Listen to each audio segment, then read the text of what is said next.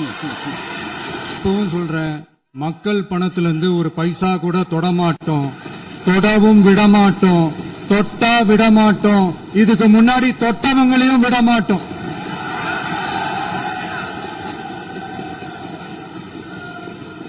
ஒவ்வொரு ஊழலா வெளியில வரும் போலே,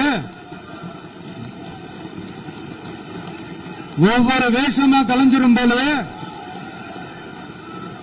இங்க இருக்கிற நிறைய பேரு நடுங்கி போய் இதுல நம்ம மேல அவதூறு வேற. இப்ப புதுசா ஒரு வெப்பன் ஒண்ணு கொண்டு வந்திருக்காங்க. அது என்ன தெரியுமா? அவங்க தயவால தான் நம்ம ஆட்சி நடக்குதாம். மக்கள் தயவால இந்த ஆட்சி நடந்துகிட்டு இருக்கு. மனசாட்சி உள்ள சக்திகளோட ஆதரவால இந்த ஆட்சி நடந்துகிட்டு இருக்கு. நாங்க தான் அனுப்பி வச்சோம், நாங்க தான் அனுப்பி வச்சோம் அப்படின்றாங்களே. அனுப்பி வச்சவங்களுக்கு மினிஸ்ட்ரியில இடம் கொடுத்தா ஏன் கதறீங்க? ஏன் இவ்வளவு கோவம்? ஏன் இவ்வளவு கதறல்ஸ்? இதுல இன்னொரு முக்கியமான விஷயம், மார்க்சிஸ்ட் கம்யூனிஸ்ட் கட்சி நமக்கு ஆதரவு கொடுத்தது சுயேட்சையா எடுத்த முடிவுன்னு சொல்றாங்க. அதே மாதிரி இந்திய கம்யூனிஸ்ட் கட்சி நமக்கு ஆதரவு கொடுத்தது சுயேட்சையா எடுத்த முடிவுன்னு சொல்றாங்க. இதுல எங்க இருந்து நாங்க தான் அனுப்பி வச்சோம், நாங்க தான் அனுப்பி வச்சோம்னா புரியலையே. மக்களுக்கு நல்லா புரியும், எல்லாத்தையும் தெளிவா பார்த்துக்கிட்டு இருக்கிறாங்க.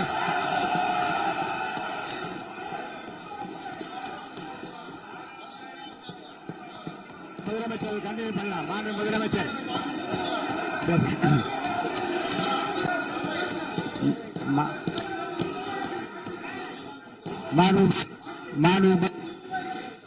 மாண்பு முதலமைச்சர் அவர்களை கண்டினியூ பண்ணலாம். நீ கண்டினியூ பண்ணலாம்.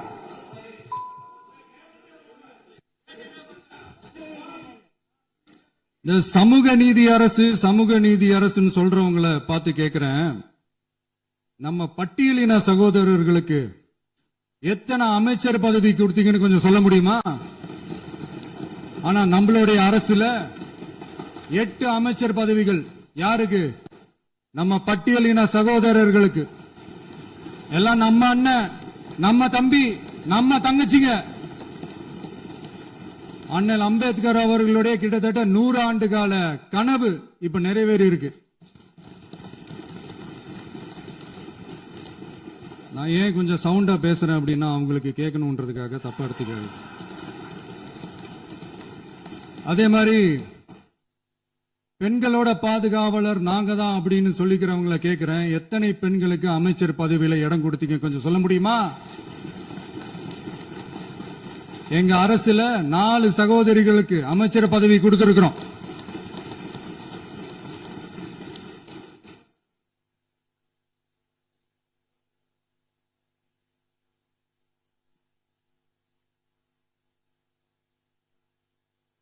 அதனால மக்களால் நிராகரிக்கப்பட்டு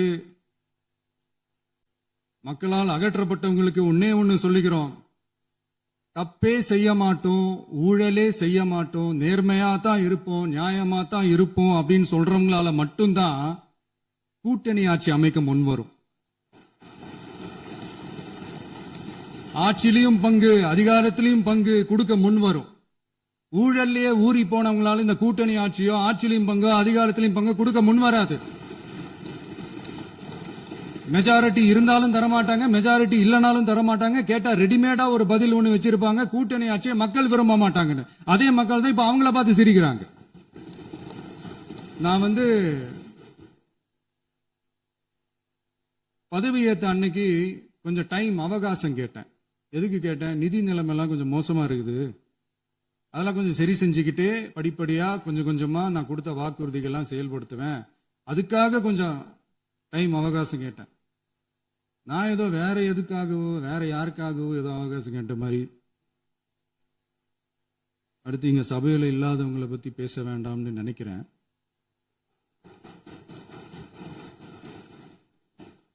இங்க நம்மளை பத்தி அவதூறு பரப்புறதோட மட்டும் இல்லாம இப்ப நம்ம மக்கள் மேலேயும் அவதூறு பரப்ப ஆரம்பிச்சுட்டாங்க. மக்கள் நமக்கு ஓட்டு போட்டது தப்பான், குடும்பமா நமக்கு ஆதரிச்சது தப்பான்.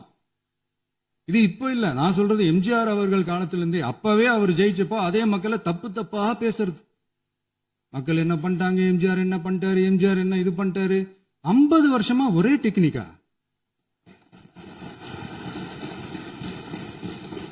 டெக்னாலஜி எல்லாம் மாறி வேற எங்கேயோ போயிட்டு இருக்கு பஸ்.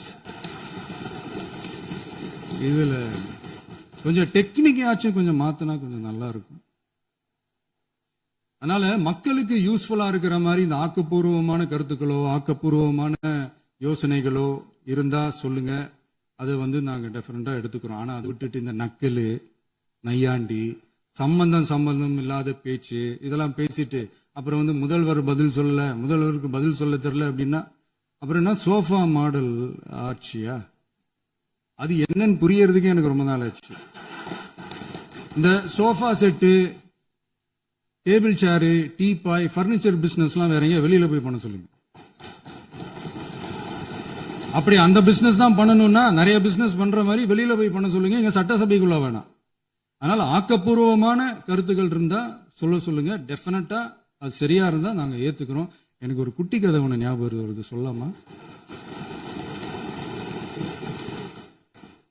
ஒரு ஊர்ல ஒரு பெரியவர் வெயில் ரொம்ப ஜாஸ்தியா இருக்குன்னு சொல்லிட்டு கண்ணுக்கு மேல கை வச்சுக்கிட்டு இப்படி சுத்தி முத்தி தேடிக்கிட்டு இருந்தாராம்.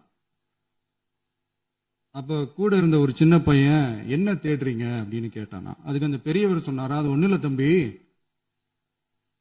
உங்க அப்பா இங்கதான் இருப்பாருன்னு சொன்னாங்க, அதான் தேடிக்கிட்டு இருக்கேன். எங்க உங்க அப்பாவையா காணோம்?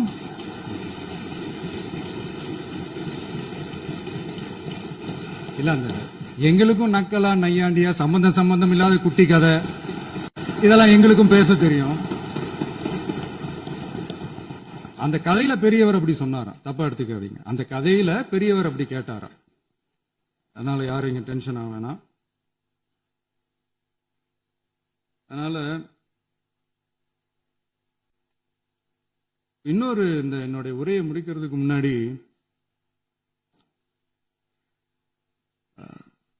போயிட்டாங்க, பேசலாமா?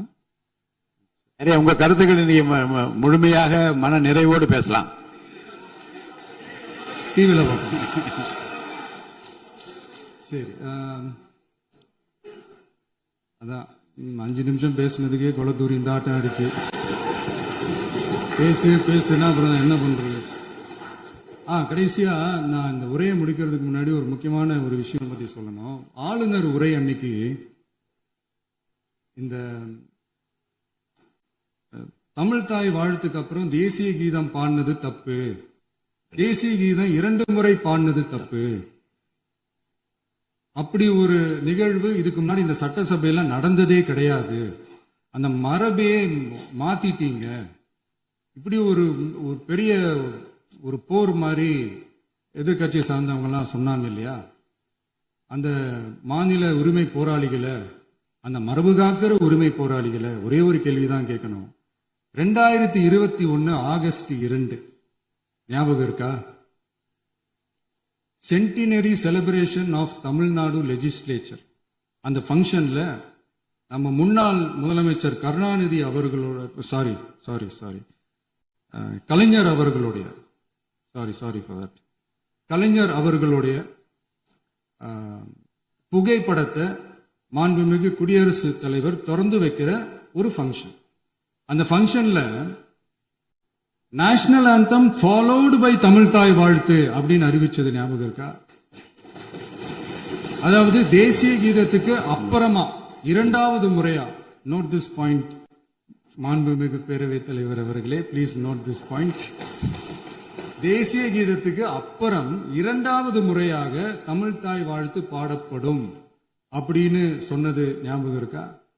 அதுவும் முத்தமிழ் அறிஞர் அப்படின்னு சொல்ற நம்ம கலைஞர் அவர்களுடைய அந்த புகைப்படம் வெளியிட்டு விழாவில் அவர் இருந்த இதே சபையில தமிழ 2வது இடத்துக்கு தள்ளினது யாருன்னு ஞாபகம் இருக்கா?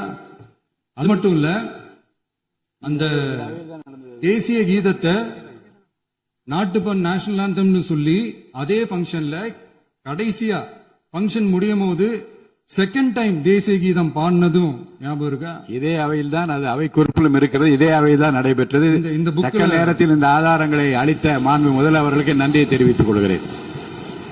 டவுட் இருந்தா இந்த புக்கை பார்த்து தெரிஞ்சுக்கலாம். அதனால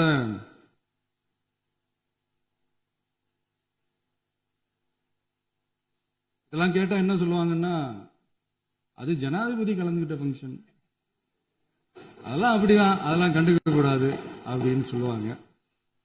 இதே மாதிரிதான் பேசுறது ஒண்ணு, செய்யறது ஒண்ணு, பேசுறது ஒண்ணு. இதெல்லாம் மக்கள் பார்த்துக்கிட்டு இருக்காங்க.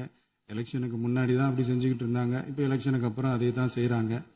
இந்த விஜயையும் சாமானியர்களின் உண்மையான சமூக நீதி அரசையும் அவமானப்படுத்துறதுக்கு தான் அவங்களோட அந்த பொலிட்டிக்கல் சீனியாரிட்டி அது பயன்படுத்துது போல. சரி, செய்யட்டும், நல்லா செய்யட்டும். இப்போ ஆனாலும் நம்மளுடைய மாநில உரிமை, மொழி உரிமை, உத்தமபுத்திரர் போல வேஷம் போடுற எதிர்கட்சிக்கு ஒன்றை மட்டும் ஆணித்தரமாக சொல்றோம். உங்களை மாதிரி தமிழ்னு சொல்லிக்கிட்டு, மொழி, பண்பாடு, கலாச்சாரம்னு சொல்லிக்கிட்டு ரெட்டை வேஷம் போடுறவங்க நாங்க கிடையாது. உலகெங்கும் வாழும் என் தமிழ் சொந்தங்களுக்கு நம்முடைய உத்தரவாதம் தமிழ் தான் எங்க உயிர் நாடி அப்படின்றத மறக்க மாட்டோம். இப்பவும் சொல்றோம், மாநில உரிமையில எப்பவும் உறுதியா இருப்போம். அதே சமயத்துல அரசியல் வேற, ஒன்றிய மாநில அரசுகளுக்கு இடையே இருக்கிற நிர்வாக அணுகுமுறை வேற. இதுல நாங்க ரொம்ப தெளிவா இருக்கிறோம். அதனால எங்களுக்கு பாடம் எடுக்கிறதா நினைச்சுக்கிட்டு உங்க வேஷத்தை நீங்களே கொஞ்சம் கொஞ்சமா கலைச்சுக்கிட்டே வர்றீங்க, மறந்துடாதீங்க. அப்புறம் நேத்து எதிர்கட்சி தலைவர், மாண்புமிகு எதிர்கட்சி தலைவர் பேசும்போது நிறைய பேசினாங்க. அதுல ஒண்ணு மட்டும், அரசு சொல்றதா நினைச்சுக்கிட்டு நம்மள இன்டைரக்டா ஈவில் அப்படின்ற அந்த வார்த்தையை யூஸ் பண்ணாங்க. எனக்கு ஒண்ணுதான் சொல்லணும்னு தோணுது. ஈவில்ஸ்னு டெவில்ஸ் பேசக்கூடாது.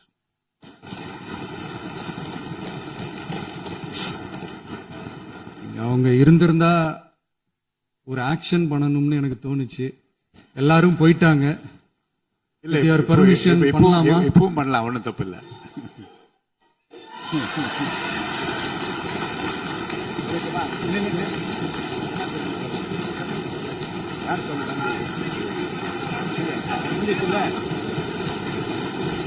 எழுந்து சொல்லுமா, உட்காந்து சொல்லட்டுமா?